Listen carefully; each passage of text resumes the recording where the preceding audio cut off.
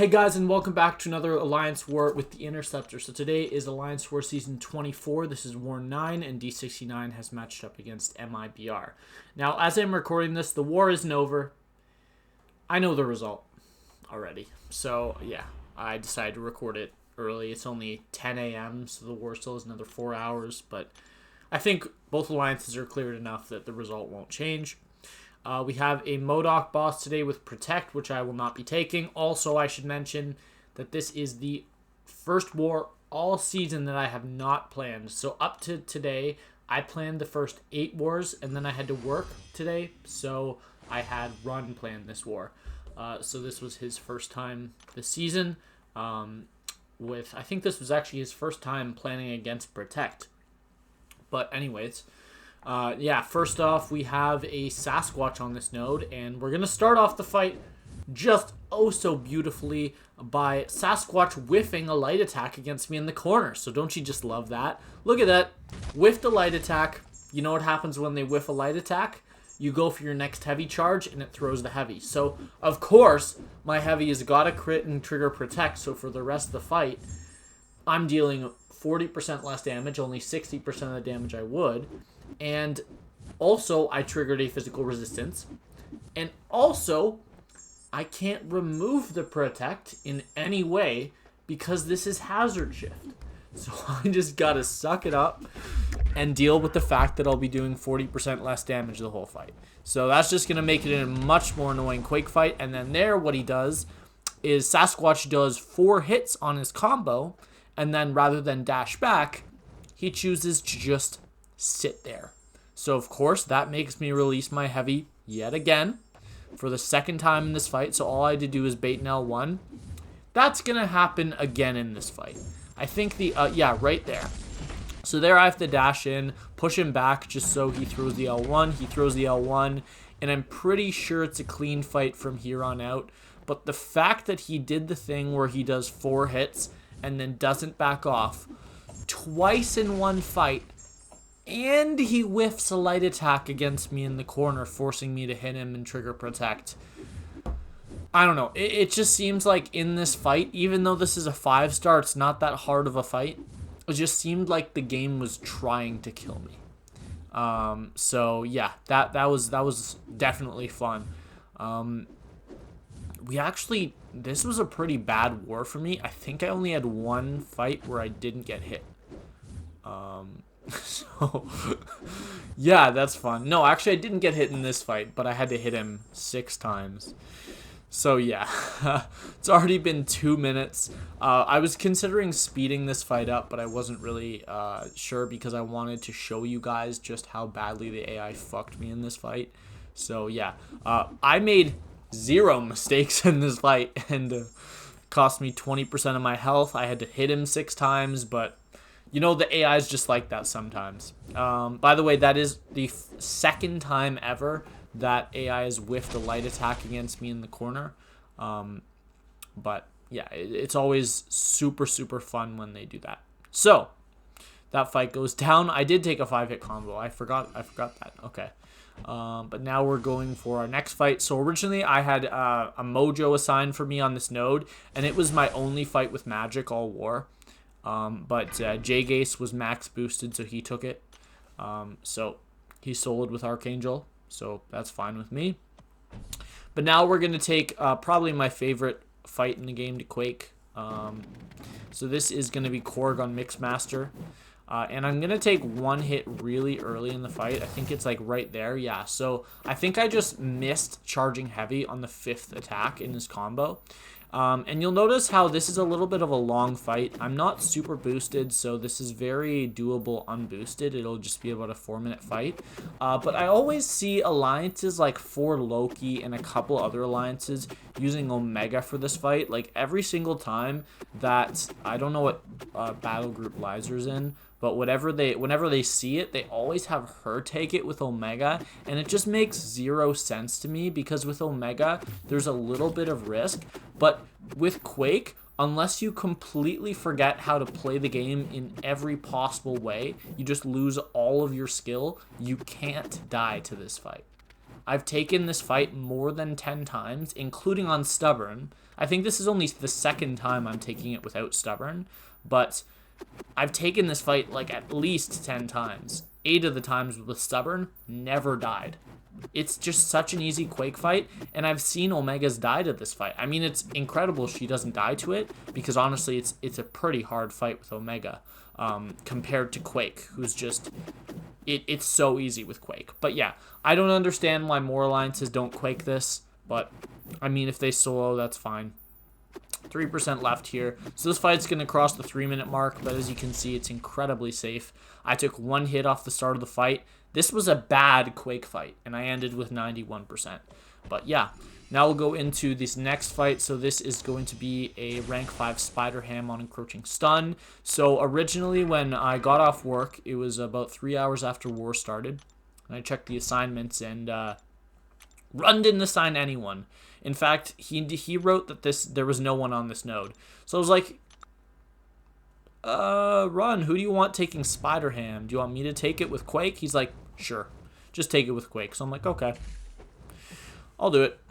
So 452, we start charging heavy just as it goes over to 451, which is the timing I prefer. And I do make one mistake there. So with his animations, like his punches and his kicks being so, like, they're so compacted, I think is the best word, because he doesn't move around when he does it. It's really hard for me to tell when he ends his combo, and I thought he ended it on the 4th hit, but he didn't. Or sorry, I thought he was on his 4th hit about to hit me again, so I started charging heavy. Turns out he wasn't. Turns out that was a combo ender. So yeah, the Quake cycles line up really, really nicely on encroaching stun. If I were to take this fight again, I would probably be hitting 1 parry right before the encroaching stun, because every time that a cycle ends with Quake, you have basically a 50-50 chance to either be charging heavy or in the middle of a dex. And if you're charging heavy when it ends, then the timer resets almost instantly. There's like a very small delay. But if you're dexing at the time, then you have to charge heavy again, and then it takes a second to kick in. So you actually lose about 1 second on your quaking. So that kind of messes up with the encroaching stun, but that fight goes beautifully. And now we'll go into the next fight. So I did put on an invulnerability boost for that fight. It was not for that fight. It was for this fight here. So this is a rank 3 6-star iHulk.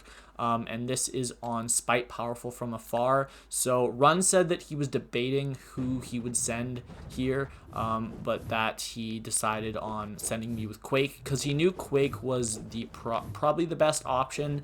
Another really good option for this fight would probably be OG Vision, but OG Vision has to deal with Stubborn and Quake, or Stubborn. Wow.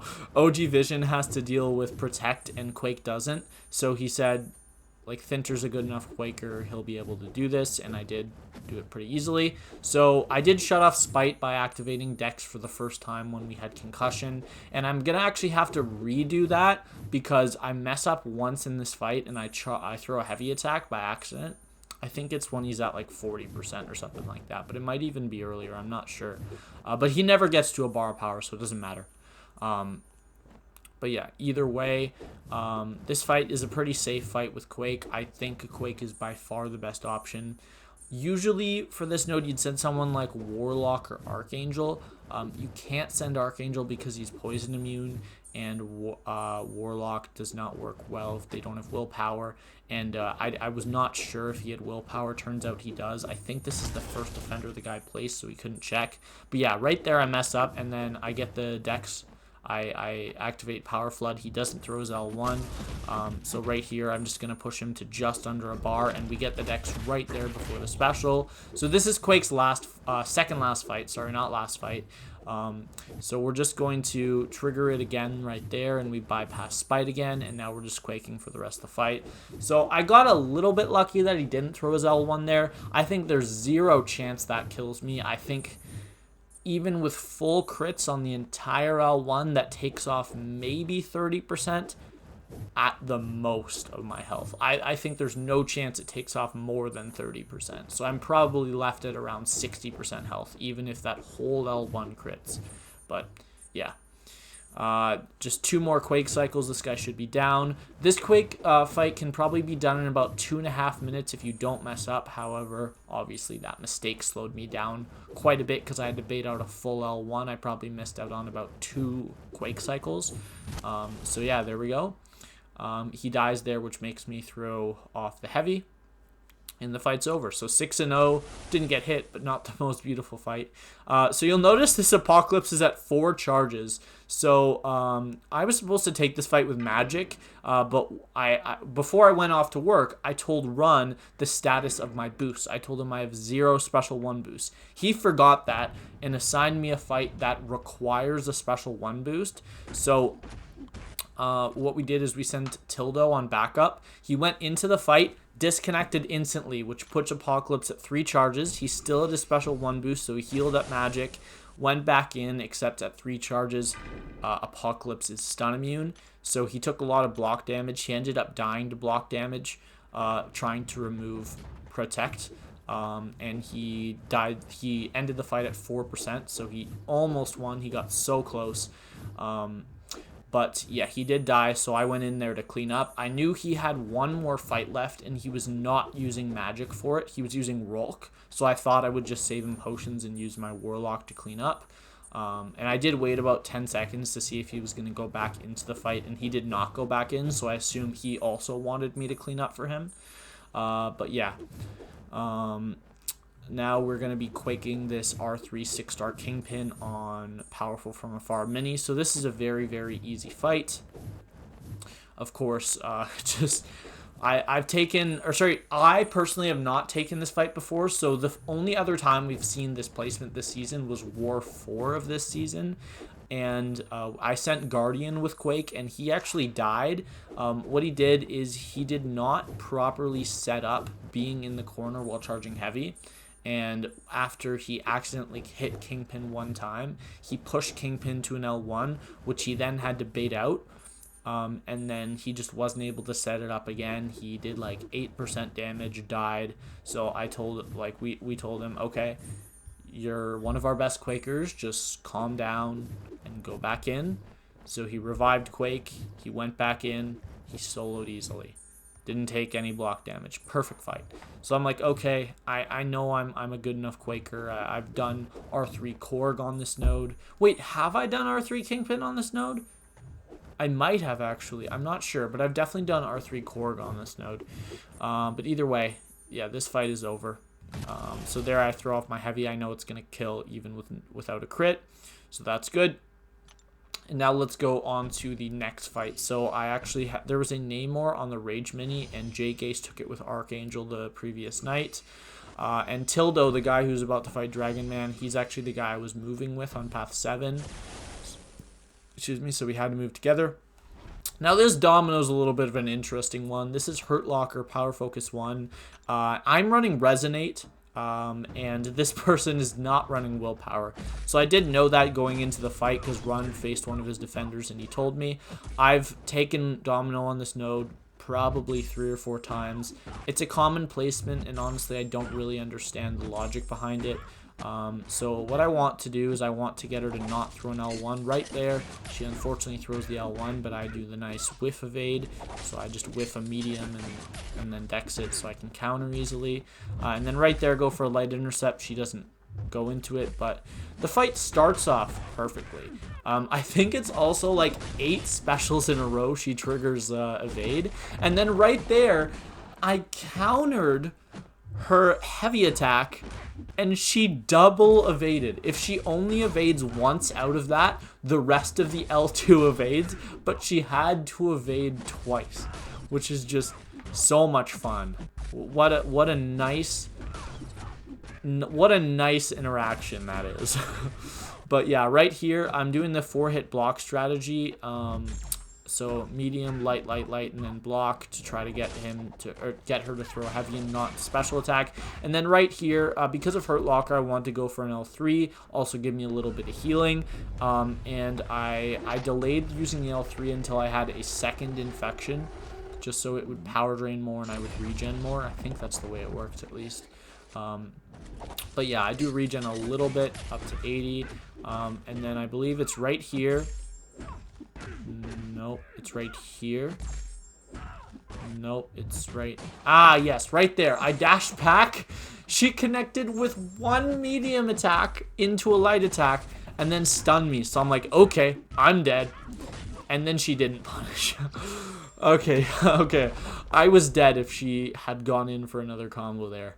But we do barely escape that fight. And now up for this next fight. So for this Kratos guy, the defender, I checked. He did place with willpower. So I had such a debate between using Warlock or Magik here. And I end up going with Warlock. So there's benefits to both champions. The benefit to using Warlock is that he'll never get to a special 3. Like, it's literally impossible for him to get to a special 3 when he has willpower on. The downside is the damage won't be as well, or won't be as good, and also I will have to constantly bait out special 2s. And then the upsides to using Warlock is, of course, that you bypass Protect with heavy attacks and specials, because he's an extra large champion.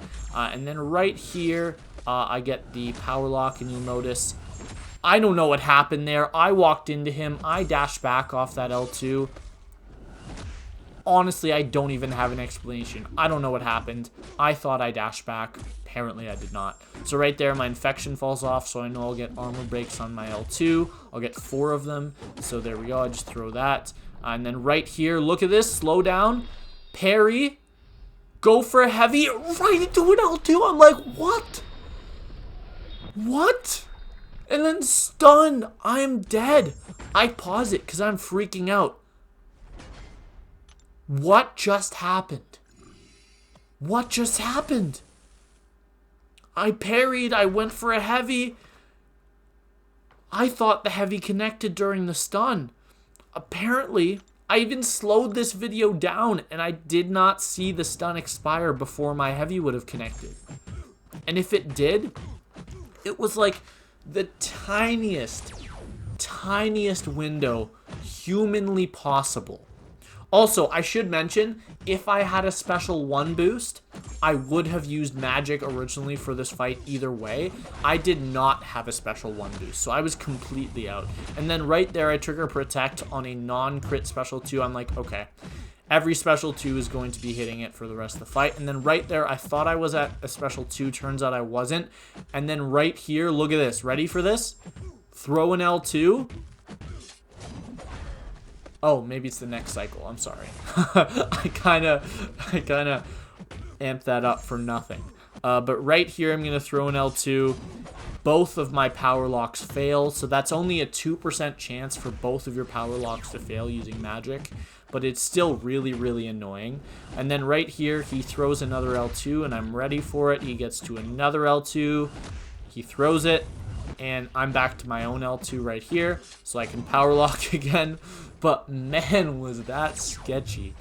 That was crazy. We had, oh my god, I thought I was at an L2, I was not. And then in the same fight, I had an L2. Both power locks fail, which is just incredible. But yeah, you'll see just how easy this fight is. This is how it would have gone if I'd chosen to use Magik first. I was just scared with Magik that he wouldn't go for my intercepts and I would die to block damage. I was genuinely scared of dying to block damage in this fight. And if that limbo had expired there, I would have been at 95% health. So not only do I waste 4 6k potions and 3 3k potions on healing up a champ that did 20% damage and then died to the fight, but I also effortlessly soloed it on the next try. Now, I did use an invulnerability boost when I went in with Magik, but damn, my streak is over. I was so close. This would have been the 12th war straight that I didn't die. Or sorry, 11th war straight. I died in War 10 of last season. But if you guys want to know just how close we got to 100, 97%. 7. That Domino that I fought was the 97th straight fight I have soloed in Alliance War. And it's done. All I had to do was use Magik and an invulnerability boost on that Hyperion. That's all I had to do. And my streak would be at 98 right now. I would hit 100 at the beginning of the next war. I would have hit 100.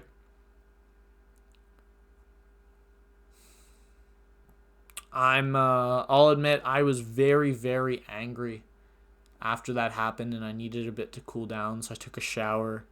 I had my breakfast, and I'm still so mad at myself for that. But yeah, the streak is over. So, obviously, we lost this war. It was not a great war. The final score was I believe 11-7, so not really that close. It might have even been 12-7 because we haven't cleared yet. I'm not sure, but yeah, not a good war at all by me or my alliance. We were winning for so much of the war. We were winning when I woke up this morning. And then we died 6 times in like 12 fights.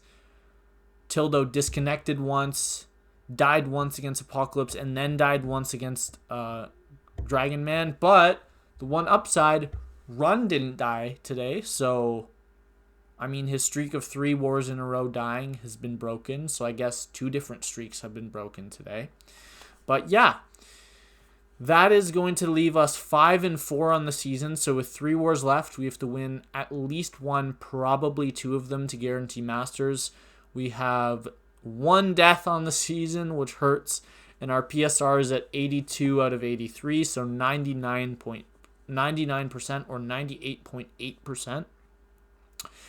But yeah, our Deathless streak is reset to 0 because we died on the last fight of the war. We peaked at 97, but yeah, streak reset, which means we got to try again in the last 3 wars plus all of next season to build that streak back up. But yeah, that is going to be it for this one. I hope you guys enjoyed having my dreams crushed and my streak destroyed. But I'll see you in the next one. Bye.